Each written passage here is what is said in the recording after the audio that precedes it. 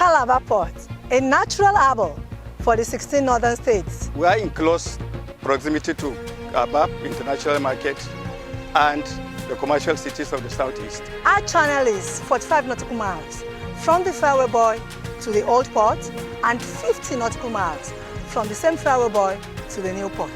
Calabar Port houses the old port, the new port, and the dockyard, crude oil terminals and jetties. Port terminals, we are walking distance from Calabar Free Trade Zone. We are professionals. Calabar Port uniquely runs a passenger boat service to West and Central African countries that lie along the Gulf of Guinea. Our host community is hospitable and friendly.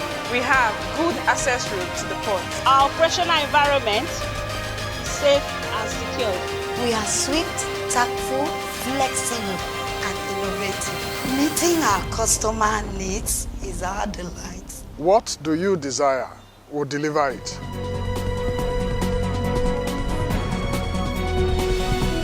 Calabar, the very beautiful capital of Cross River State, plays host to one out of Nigeria's 6 ports known as Calabar Port. Welcome to Calabar Port. The port houses the old port, the new port, a dockyard, crude oil terminals, and port terminals.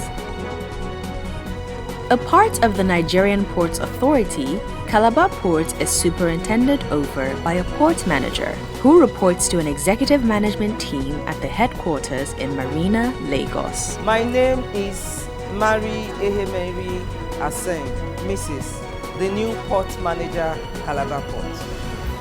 Presently, the executive management is headed by an astute female managing director, Ms. Hadiza Bala Usman, who runs the affairs of ports in Nigeria together with the Executive Director, Marine and Operations, Dr. Sokonte Davis, the Executive Director, Finance and Administration, Mr. Mohammed Bello Kuko, and the Executive Director, Engineering and Technical Services, Professor Idris Abubakar. Calabar New Port turned 40 on the 9th of June 2019. In spite of this, the port administration is faced with the need to show why shippers should prefer the port. Calabar Port is not non-functional as many think. The port is becoming a hive of import and export activities given the export of cement to Ghana, regular passenger voyages from the port to neighboring countries, and calls by flat-bottom vessels, to mention a few. On arrival and discovering the potentials within the port, we kickstarted initiatives. We were having very wide consultations in and outside the country, and it was on one of such occasions that the flat-bottom vessels came up. That would be my first time of actually hearing about such a vessel. I was privileged to meet with Captain Athanasius, and after our interactions, I had to go to Greece. After the visit to Greece and discussions with their managing director, of course, I came back and my management immediately bought into the idea. Pilots were sent for simulation training, and one of our pilots did extremely well. Pilot Mohammed Bida, we call him Pilot Mike, that's his call sign, Pilot Mike. He made us very proud, not only MPA, even Nigeria. And when the flat-bottom vessel would make its maiden voyage to Calabar Port, it was a huge thing for us. We had the support of the Obong of Calabar, we had stakeholders from across all fields. We had sister agencies to receive the vessel, and we were able to receive those vessels successfully without any hitch. And the company gave us 4 of such back to back, and this same pilot was able to handle them. And that sort of gave us the much needed boost that Calabar Port can work.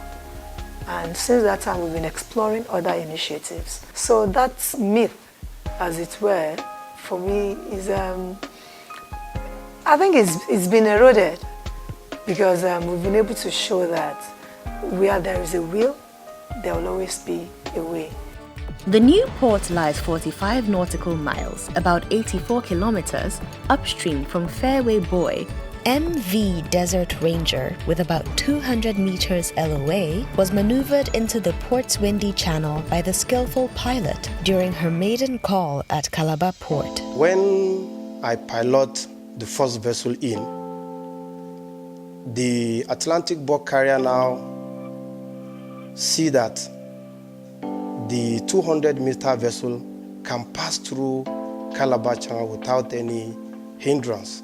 So that is the reason why they now still request me in particular to still come back to Lagos to pilot another 200-meter vessel of 6.2-meter draft to Calabar, which I did the same. The port's location is in close proximity to the export processing zone, which offers customers various incentives and tax holidays. The port is nearest to northern states, as well as the Aba, Nnewi and Onitsha international markets, and cargoes meant for these locations are best shipped in through Calabar Port. The port's management has also proven wrong the prior notion that Calabar Port could never be active until dredged. While the port management waits for the proposed dredging, efforts are focused on finding vessels that can easily navigate through the channel so as to extend a handshake for business. We've had initiatives that have helped us to turn around the port. Even as we speak, most of the tanker vessels coming, they are coming through Calabar. NNPC even had to meet with our executive management on the need to ensure that they have very smooth dealings at this end because of those tanker vessels. The container call, I think, was almost like that of the flat bottom vessel. After the handling of the flat bottom vessels, we got a call out of the blues. Now that you've handled this, do you think you can do container vessels? And we are like, okay, let's have the specifications, let's see what you have in store. And they started sending us mails. We responded. The Executive Director, Marine and Operations, had to chair about 2 meetings, one in Lagos, another one in Port Harcourt. He met with them and he saw that they were committed. And we went back to the drawing board, of course, with Eco Marine Terminals and other stakeholders around. I started looking at, okay, what are the possible challenges that we need to address. So we came together and we were able to write to them that we can receive you. And gladly, sometimes last month, they came back with the managing director of All Blythe and the representative of the Magiza lines confirming that they're good to go.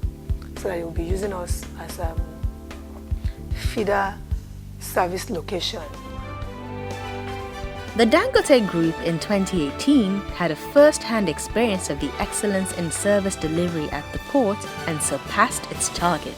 The Dangote issue came up, I think, during the Yuletide season last year, and because of the issues at the Lagos end, they decided to feed their northern plants from Calabar, and surprisingly, one of the regional managers got back to them that he has even surpassed his target by 250% because the trucks were able to make faster turnarounds coming from Calabar as compared with Lagos.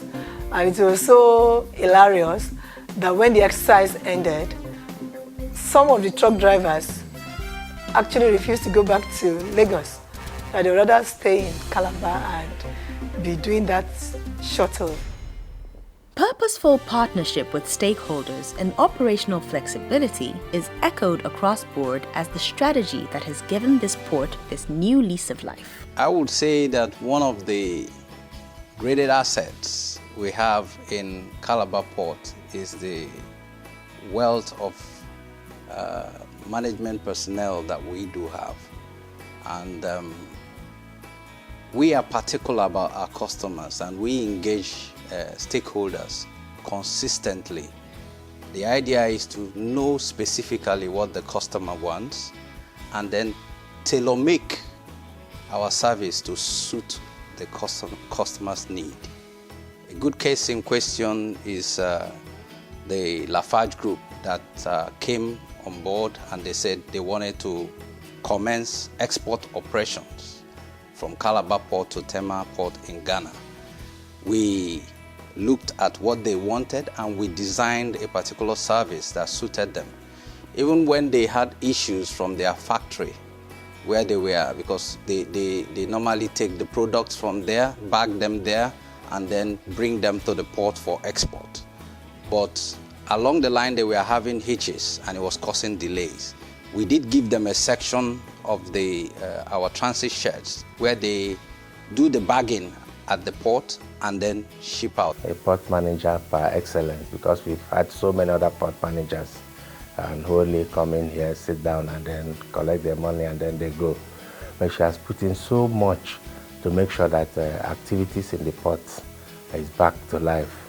And even when the channel is not dredged, she has gone out to make sure that the flat bottom vessels keep coming in here, and she succeeded, and activities in the port started picking up again. While stakeholders applaud this initiative, optimal performance of the port is still hinged on dredging. The main snag of it is that the waterway wasn't quite okay for vessels to come in because of the depth of the water, and as such there was need for the waterway to be dredged. We will appreciate if the Nigerian Ports, the federal government of Nigeria, can also actually dredge the channel so that we can have better businesses. Calabar Port is also known to be secure. The Eastern Naval Command of the Nigerian Navy, the Amphibious Army, as well as the Marine Police are located along the Calabar Channel, and the port synergizes with these agencies to ensure smooth operations. The Calabar Channel, before now, had witnessed low shipping traffic, principally because of security issues. For a long time now, there hasn't been an incident of pirate attack in Calabar Channel. And we do constant patrol on our own. We do constant patrol of the channel. We have the Maritime Domain Awareness Facility, which covers all the way from Lagos to Calabar and the channel.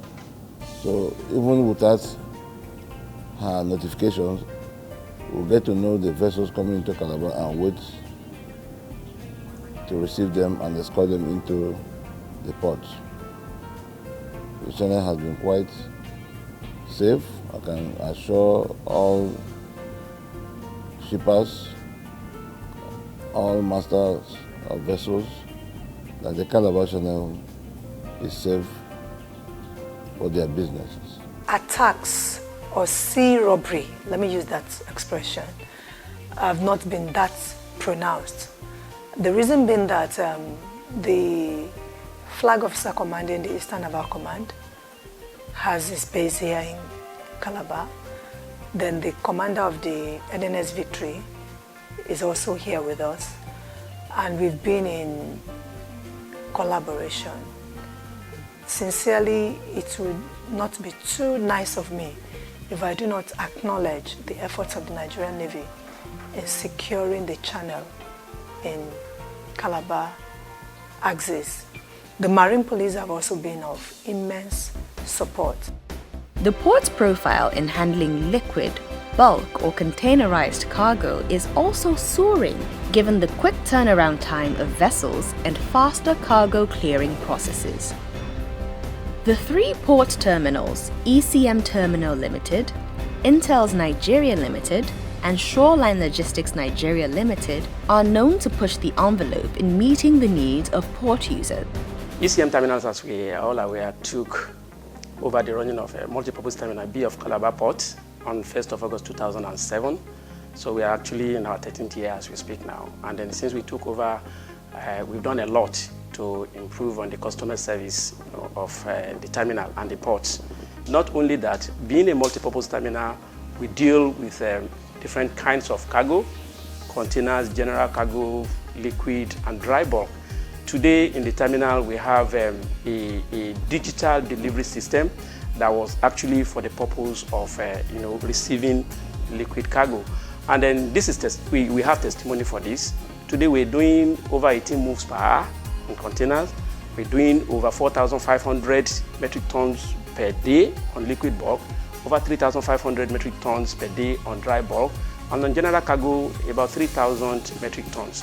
All these are testimonies and things that customers have always been here to actually tell us. Intels is more concentrated on the oil and gas sector of our port activities. We have a large quayside space here, 380 meters, and that can accommodate a minimum of 2 very large vessels. Now, we have a large open area that can be made available to prospective customers in terms of when you import your cargo or you intend to export your cargo, you will need stacking area space to keep them preparatory to export or movements to the inner parts of the country. We also have office spaces. We have a big warehouse that we can make available to them. And one thing that I also like to stress here is that our tariffs, like the misgiving most people have, is that our tariffs are very high. It's not true. Our tariffs are competitive and we are open to discussions. The port enjoys the support of an executive management which does not hesitate in meeting with stakeholders and resolving any issues that will hamper trade. The MD was having this stakeholders forum consecutively, and she doesn't come alone. She comes with them. She listens to us. She listens to the stakeholders. She listens to the staff. And she goes back, and she's even giving timelines. They are not just coming for coming sake. No. Each time they've been here, there are issues raised, and they go back, it is addressed. There is a road called Esukutan Road. For a very long time, it was in very bad state, and it's just behind the port. So we told them, this is the alternative route outside the port. If you go out there now, it's been fixed. We didn't have an emergency motorable exit. They've given us one. Pedestrian, they've given us. Even the port access road, here at the new port, or you go to Shoreline Terminal, they are doing expansive works. Erosion control, they've done it. Roads and sidings, they're on top of it. So this is one management that is making it so easy for us to bring out the best in us in actualizing the vision and mission of the organization. To further enhance operations at Calabar, the executive management has begun to automate services at the port. We are taking them module by module. And the reason being that one, change management. You need to take module, now we have RIMS, raise bills, people take their bills online and pay online. The next thing is to automate the harbor operation, the ship entry, and then discharge. The next thing is get access control. Now, all those things will come as a module. But for a customer later on, he's only seeing one portal. But internally here, we know there are different applications working together and giving you one result. That's where we're aiming at. But we don't deceive ourselves that we'll achieve it one day. We'll achieve it over a period. But it's possible and it's feasible. And it's achievable. It has been done somewhere else easily. What we're doing is to improve what has been done somewhere else.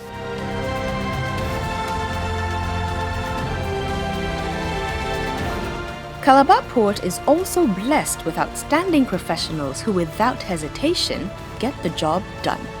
The story of the acting harbour master of the port, pilot M.U. Bida, buttresses the resilience with which staff of the authority work, as well as how the executive management rewards excellence. For them to reward me, or maybe to boost my morale for others to follow suit, the management now gave me an award as a best staff of the year.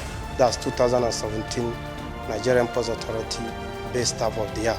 So, and coupled with that, a part of that, the management also gave me double promotion.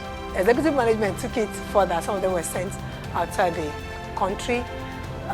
We've also tried to make sure that our welfare unit is not only when someone dies, someone is not feeling fine, someone has an accident, someone has some issues, we go in and we see what we can do. The port management, in its drive for excellence, plans to expand the critical curve on its channel, carry out the long-awaited dredging of its channel, and have container vessels calling at the port. For 1 meter dredging, you're talking of 4,500 metric tons additional cargo that vessels could come in with. 2 meters dredging, that would be 9,000. Presently, we are doing 16,000 metric tons. We are doing 17,000 metric tons. I think we've done 18,000 metric tons. So by the time you add, that's 4-5, you're above 20. You get the 9,000, you can imagine what we are talking about. So we made a recommendation, we made a proposal, and I was quite happy when I got an invite from the Executive Director, Engineering and Technical Services, saying that I should come and give further explanation, because the Managing Director admitted it to them to review and see what can be done. And I want to believe that all these things we are pushing out, we are not just pushing it out to a management that is not listening. I'm very sure that along the line, something positive is going to come up. So like that myth of non-viability, the dredging myth too will disappear. I'm very hopeful. As the port remains dedicated to purposeful partnership and a cordial relationship with the host community, the new port manager promises to continue to build upon successful foundations. I promise to build on the already laid foundation on purposeful partnership. Calabar Port is working. Desire it, we deliver it.